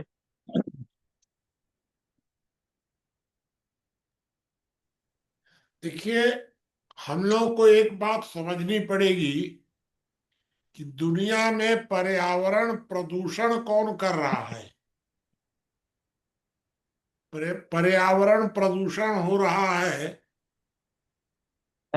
इजराइल और हमास की लड़ाई से। पर्यावरण प्रदूषण हो रहा है रूस और यूक्रेन के युद्ध में। मिला हाँ और तो प्रदूषण पैदा कर रहे हैं वे लोग, और पर्यावरण की सबसे ज्यादा चिंता हम कर रहे हैं। लेकिन एक बात और सोचिए कि पर्यावरण प्रदूषण बढ़ रहा है दिल्ली में, और पर्यावरण की चिंता हो रही है अंबिकापुर में, रामानुजगंज में। भाई एक बात आप सोचिए कि जब रामानुजगंज में पर्यावरण बहुत अच्छा है, पूरे सरगुजा जिले में, पूरे छत्तीसगढ़ में पर्यावरण बहुत अच्छा है, तो फिर यहाँ के लोग भागकर दिल्ली क्यों जा रहे हैं? दिल्ली में तो पर्यावरण बहुत खराब है। तो जब दिल्ली में आदमी को सांस लेने में दिक्कत हो रही है, तो वहां के लोगों को गांव में आना चाहिए, लेकिन गांव के लोग भागकर वहां जा रहे हैं। इसका मतलब कि पर्यावरण का जो हल्ला है वह प्रभावकारी नहीं है, यथार्थ है। पर्यावरण प्रदूषित है दिल्ली का, लेकिन इसके बाद भी अगर वहां की आबादी बढ़ रही है तो इसका मतलब कि कोई ना कोई और कारण है, और वह कारण है कि वहां है रोजगार, वहां है सुविधा। सब प्रकार की सुविधा और रोजगार आप अगर एक जगह देंगे तो गांव के लोग जहां रोजगार नहीं है, जहां सुविधाएं नहीं है, वो जाएंगे ही। तो आप ऐसा अगर तरीका खोजिए, बहुत आसान तरीका है, कोई दिक्कत नहीं है उसमें। लेकिन जो विकसित क्षेत्र हैं, शहरी क्षेत्र, वे उस कार्य को करना ही नहीं चाहते हैं, क्योंकि उनको चाहिए विकास और साथ में पर्यावरण की भी सुविधा। दिल्ली के लोग या सरकार कहती है कि पानी बचाइए, तो हम पानी बचावें, और वो पानी से सड़क धोवें। तो ये तो बहुत अंतर हो गया फिर तो। हम कहते हैं कि आप पानी पर टैक्स लगा दीजिए, तो कहते हैं कि नहीं, गरीब मर जाएगा। वो पानी का उपयोग करते हैं रोजाना 20 लीटर, हम उपयोग करते हैं 2 लीटर। तो हम 2 लीटर उपयोग करने वाले पानी बचावें और वो 20 लीटर उपयोग करें। वो हमसे कहते हैं बिजली बचाओ, तो हम बिजली बचावें और वो बिजली का दुरुपयोग करें। कर दीजिए ना बिजली को बहुत महंगा, जो जो जो ज्यादा उपयोग करेगा वो देगा पैसा, लेकिन वो करना नहीं चाहते हैं। इसलिए ये जो पर्यावरण का हल्ला है, ये शोषण का माध्यम है। हम कोयला विदेशों से आयात करें, अपना कोयला ना निकालें, क्योंकि अगर कोयला खोदेंगे तो पेड़ कटेंगे, पेड़ कटेंगे तो पर्यावरण प्रदूषण होगा। अरे भाई, पर्यावरण प्रदूषण दिल्ली में हो रहा है, पर्यावरण प्रदूषण सरगुजा में तो नहीं हो रहा है। तो आप सरगुजा में काहे चिंतित है कि कोयला ना खोदा जाए? इस पर अगर गंभीरता से आप विचार करेंगे कि ये सारा पर्यावरण का हल्ला कराने में विदेशी सरकारों का हाथ रहता है, वे यहाँ एनजीओ बना करके, अपने एजेंट दे करके, आप अगर बिजली बनाएंगे भारत में तो बिजली बनाएंगे तो पानी से बिजली, तो बांध बनाना, बांध बनेगा तो पेड़ डूबेंगे, जंगल डूबेगा, जंगल डूबेगा तो आदिवासी खड़े हो जाएंगे। ये तो जल जंगल जमीन हमारा है।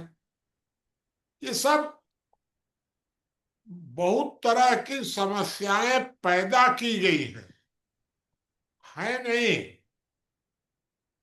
अब पैदा की जो करने वाले लोग हैं वो बहुत चालाक लोग हैं, पॉलिटिशियंस हैं।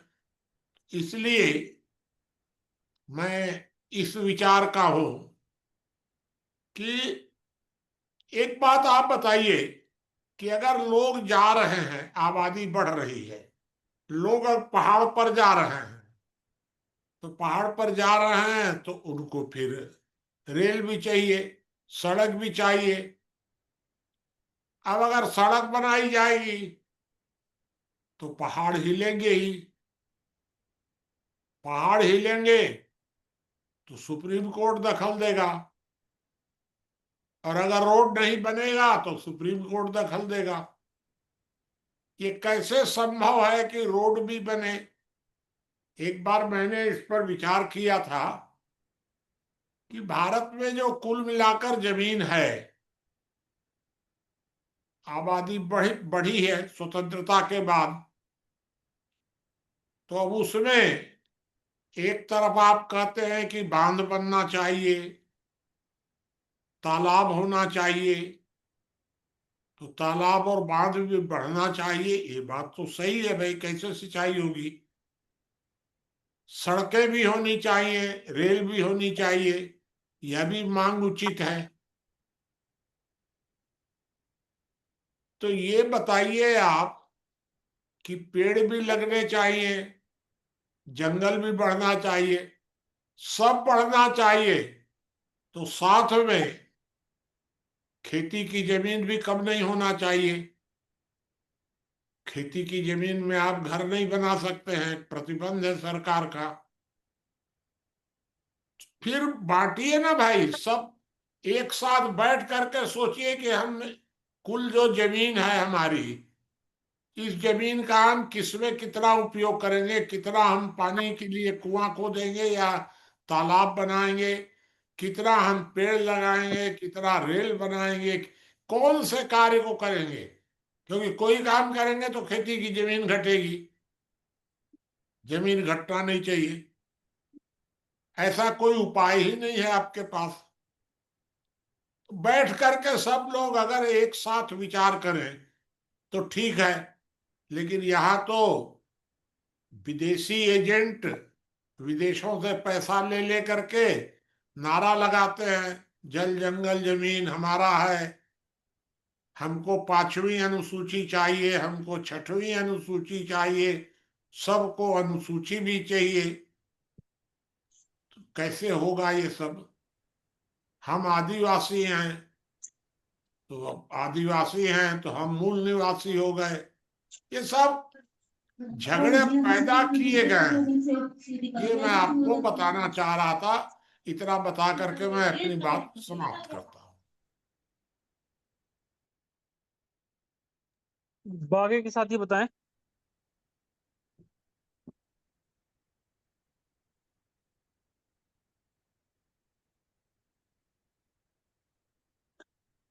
अनिल कुमार जी, ज्ञानेंद्र जी, मनोज जी, निशा जी, कोई भी साथी बताएं। मनोज कुमार जी भी जुड़े हैं, अगर बोलना चाहेंगे तो कुछ।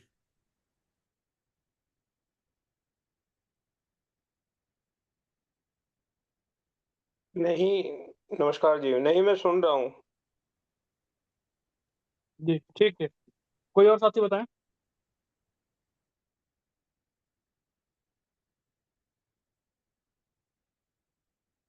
ज्ञानेंद्र जी कुछ नहीं बोले है ना? नहीं बाबा जी, ज्ञानेंद्र जी लग रहा है मौन व्रत धारण किए कई दिन से। अच्छा, मेरा एक प्रश्न है, जी बताइए। पर्यावरण प्रदूषण खतरनाक है कि मानव का जो है कि वैचारिक प्रदूषण ज्यादा खतरनाक है?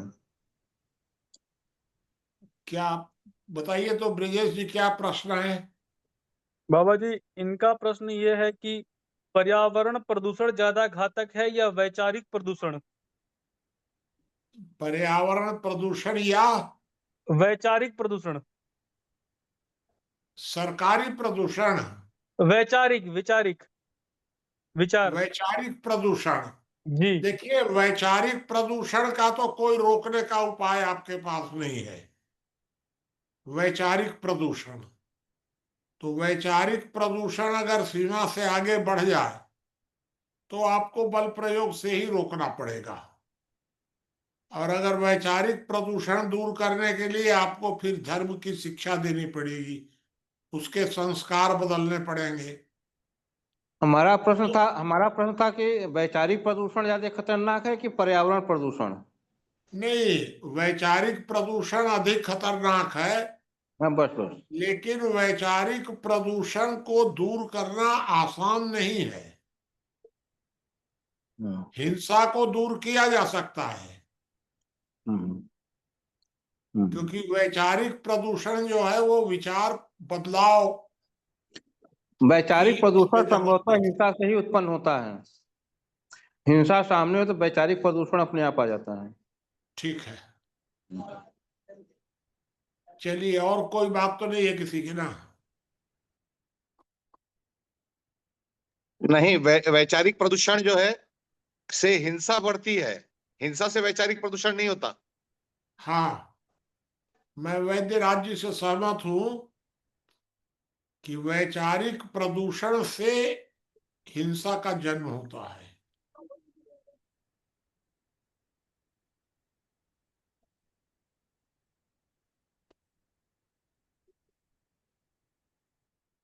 भाई, एक बात आप सोचिए,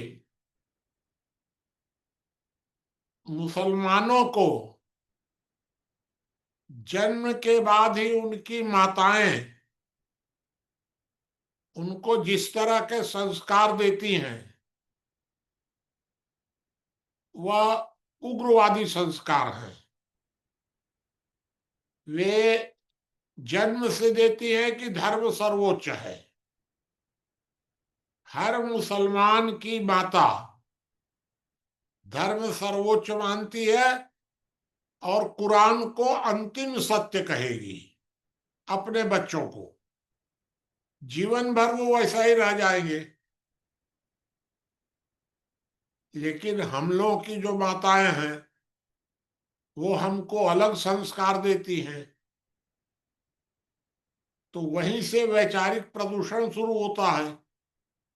और इसलिए लगभग 10% ही मुसलमान शांति प्रिय मिलेंगे, अन्यथा 80% उग्रवादी मिलेंगे और 10% आतंकवादी मिलेंगे।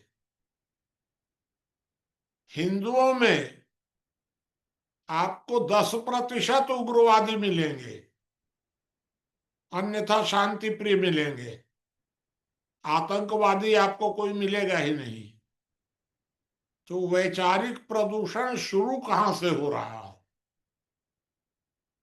हिंदुओं में आपको आधे हिंदू मिल जाएंगे ऐसे कहने वाले कि नहीं, कोई किताब अंतिम सत्य नहीं होती है, वेद भी अंतिम सत्य नहीं है। आपको आधे हिंदू मिल जाएंगे कहने वाले। मुसलमान में एक भी नहीं मिलेगा जो कहेगा कि कुरान अंतिम सत्य नहीं है। ये अंतर है वैचारिक प्रदूषण का। ठीक है,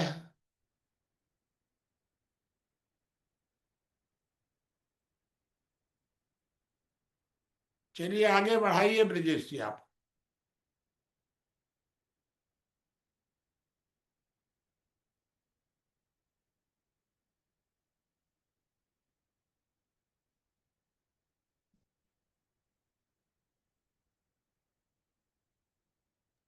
बाकी के साथी बताएं।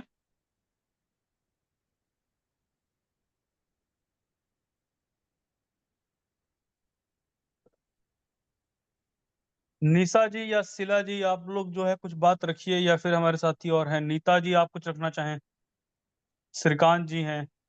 या कोई बात पूछना भी हो तो बताइएगा। जी बाबा जी, हेलो मैं सर। पूछना चाह रहा था।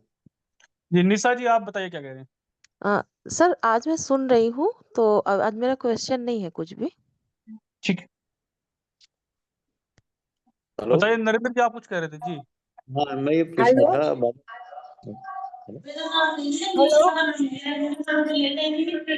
आवाज आ रही है। हेलो। जी हेलो जी बताइए हेलो। जी बताइए नरेंद्र जी। अच्छा, मैं ये कह रहा था कि मैं अभी देख रहा था एक सर्वे में कि 16 हमारा जो वो है जमीन जो है, वो बंजर जमीन जो है 6 कुछ मिलियन है। बंजर जमीन जो है, जहाँ पे हम इंडस्ट्री, अभी बताता हूँ उसका एक्यूरेट, देश की कुल भौगोलिक सीमा का 16.96% जो है वो बंजर भूमि है मेरे पास में। तो क्या हम लोग, मतलब ये भी है, और एक मेरा सजेशन भी है कि हमें ऐसी जगह पे इंडस्ट्री नहीं लगाना चाहिए जो बंजर भूमि है, जो दुरुपयोग ना हो जिसका, ये सोचना नहीं चाहिए कि हम ऐसी जगह लगा देते हैं जहाँ पे उसका हमें ज्यादा पैसा बचता है इंडस्ट्रियलिस्ट को, या जहाँ ज्यादा सुविधा मिलती है, जबकि वहां नहीं लगना चाहिए। ये तो नियम है, मैं विरोधाभास नहीं हूँ। और एक चीज दूसरी, एक क्वेश्चन मेरा यह है कि किसी चीज को अगर कोई किसी से सहमत नहीं है, किसी बात से, एक चीज के दो पहलू हो सकते हैं, एक सहमति और एक असहमति। विधानसभा, जैसे अभी हम लोग क्या कर रहे हैं, हम लोग एक चर्चा करने जा रहे हैं आने वाले समय में संविधान सभा पे। तो संविधान सभा पे हमारी सहमति नहीं है, इसीलिए हम लोग शायद चर्चा कर रहे हैं। अगर सहमति होती तो हम संविधान सभा पे चर्चा करने की बात ही नहीं कर रहे होते। इसका मतलब क्या, हम लोग मतलब गलत मानसिकता के लोग हैं। किसी चीज का विरोध करना ही मतलब उसकी मानसिकता को गलत साबित करना नहीं है। और आतंकवाद के ऊपर एक शब्द आया था अभी, मैं 80 के दौर का एक आतंकवाद, हमने शायद आप लोगों ने, अब में बहुत सारे लोग होंगे उन्होंने देखा होगा कि 80 के दौर में जो आतंकवाद था, अगर कोई सरदार को देख लेता था, पूरनपुर पीलीभीत ये क्षेत्र में, हम तो इधर के वेस्टर्न यूपी के लोग हैं, तो हमने देखा तो, और एक खुखार अगर काला और बड़ा अगर सरदार देख लिया अकेले में, तो ये लगता था कि यही आतंकवादी। लोग उस समय के बच्चे सरदार के नाम से डरते थे।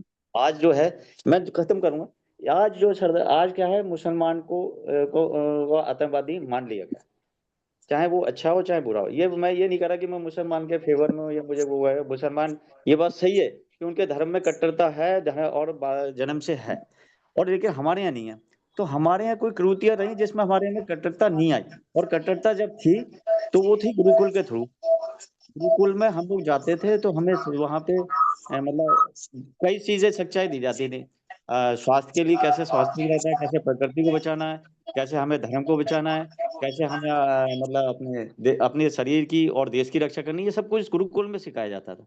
तो उस संस्कृति को जो नष्ट करा, चाहे वो मुगलों ने करा या आक्रमणकारियों अंग्रेजों ने जो करा, उसका खामियाजा हम लोग कर रहे हैं। एक ज्ञानंद जी बहुत अच्छी बात करते हैं कि जो हम लोगों ने अपने वो व्यवसाय को छोड़ा और दूसरे लोग उसमें बढ़े। जैसे क्षत्रिय का काम था सेना का, आज क्षत्रिय सब बन रहे हैं। व्यवसाय उसका काम था अपनी का व्यापार करना, आज व्यापार सब कर रहा है। तो दूसरे को क्षेत्र में, मतलब अपने क्षेत्र में तो वो दूसरे क्षेत्र में जाएगा, जाना चाह रहा है, लेकिन उसके क्षेत्र में कोई ना घुसे। तो ये कैसे चल पाएगा? इसीलिए अब वो असमानता खत्म होगा। और ये एक बहुत बड़ा कारण हो गया, जिस जिस लोगों ने अपनी सभ्यता को छोड़ा या अपनी संस्कृति को छोड़ा, उनका नाश तो निश्चित है। तो हम लोग छोड़ चुके हैं, इसीलिए हम लोग पकड़ रहे हैं, और इसीलिए हम लोग ये चर्चा भी कर रहे हैं, है ना। बस मुझे इतना ही कहना था। जी धन्यवाद आदरणीय। 5 मिनट का समय बचा है, कोई साथी अपनी बात रखना चाहे, कोई प्रश्न रखना चाहे तो रखें।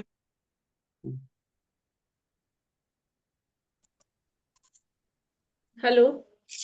जी बताइए। हाँ, मैं ये कह रही थी कि जो वैचारिक है वो जो हिंसा है, वो जो मानवीय हिंसा वो ज्यादा खतरनाक है। और जो हिंसा है, मानवीय हिंसा, वो अभी एक भैया बोल रहे थे शुरू में कि जापान का उदाहरण दिया कि जापान के अंदर हुआ, वो पूरा प्रभावित विश्व नहीं हुआ। लेकिन हम आज तक भी, सदी बीतने के बावजूद भी, मानसिक तौर पे उस हिंसा को भूल नहीं पाए हैं।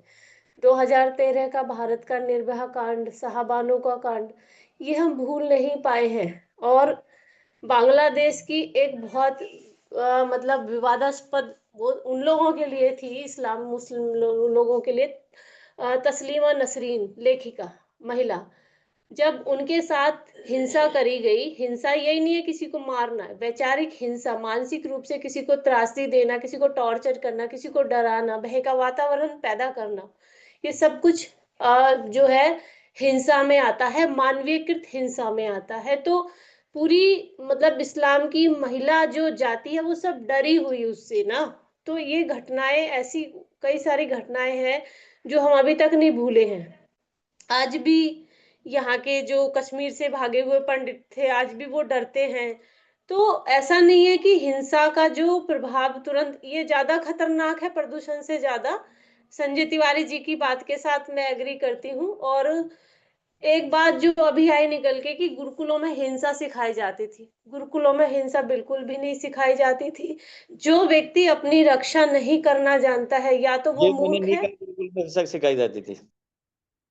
चलिए, लेकिन फिर भी मतलब ये हिंसा जो है सनातन धर्म का, मैं ये बात जब आ गई है तो बोल दे रही हूँ, मैं हमेशा बोलती हूँ इस बात को कि हिंसा सनातन धर्म का कहीं से भी कोई अंग नहीं है। अपनी रक्षा करना जो नहीं जानता है, या तो वो मूर्ख है या फिर वो अयोग्य है, बेकार है। तो अपनी रक्षा करने के लिए अस्त्र शस्त्र उठाना केवल सनातन धर्म में सिखाया जाता है। पहले से आप किसी के साथ तन से मन से और मनसा वाचा कर्म ना कोई हिंसा नहीं करिए। बस इतना ही मुझे बोलना था। जी ठीक है, किसी अन्य साथी का कोई प्रश्न है तो बताएं। भाई जी थोड़ी सी बातें मैं विषय कहना चाह रहा था। जी बताइए आदरणीय। ये विषय आया तो थोड़ी सी अपने विचार रखना, प्रस्तुत करना चाह रहा था कि जैसे ये हुआ कि कुछ हमारे पास बंजर भूमि है भारत में, और उन बंजर भूमियों पर ही हम क्यों ना उद्योग धंधे लगाएं, बिल्कुल सत्य बात है।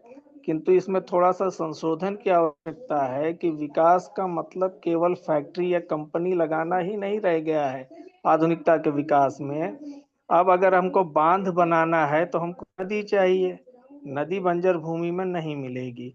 दूसरी चीज, हमको कोयला खोदना है, बॉक्साइट खोदना है, अब्रक खोदना है, या सोने की खदान करनी है, तो उसके लिए उन स्थानों पे जाना पड़ेगा जहां इनकी उपलब्धता हो। वहां पर पर्यावरण का जो नुकसान हो रहा है उसी तरह बात हो रही है। क्योंकि मैं इस विषय में और दूसरे विषय में भी एक थोड़ी सी अपनी बात रखना चाहूंगा कि जैसा नरेंद्र भाई साहब ने कहा, नरेंद्र भाई साहब ने जैसे कहा कि एक जमाना था कि सरदारों को देखने पे महसूस होता था कि जैसे यही आतंकवादी हैं। बिल्कुल सत्य बात है, उस दौर में ऐसा था।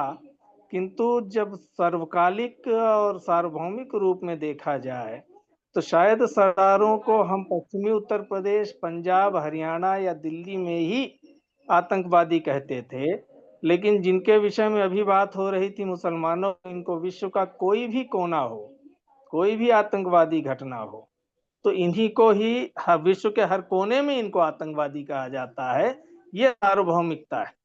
एलटीटीई भी एक संगठन था, आतंकवादी संगठन खाना था, जिसने जल के लिए जिसने ज्यादा मन है, जिसने जरा सा गिनी सर्वप्रथम मानव बम बनाने का श्रेय अगर है किसी ना। संगठन को जाता है तो एलटीटीई को जाता है। उसको हम मुस्लिम संगठन नहीं कहते, लेकिन उसका कार्य क्षेत्र सीमित था। शायद हिंदुस्तान के कुछ क्षेत्र में और श्रीलंका को छोड़कर उसका कार्यविधि कहीं और नहीं बढ़ी। लेकिन इस धर्मांध आतंकवाद यह विश्व के हर कोने में, हर देश में, हर राज्य में, हर स्थान पे पाया जा रहा है। इसलिए इनको हम कहते हैं कि यह वैचारिक रूप से हिंसक है। बस इतनी ही बात कहनी थी। धन्यवाद। देखिए, दोनों में एक इनका अंतर और है। सिखों की किताब आतंकवादी बनने की शिक्षा नहीं देती है। कुरान से आतंकवादी बनते हैं, उनकी धार्मिक शिक्षाओं से बनते हैं। इन दोनों में बड़ा डिफरेंस हो जाता है। कोई साथी बताए, किसी कोई बात है या कोई प्रश्न है तो।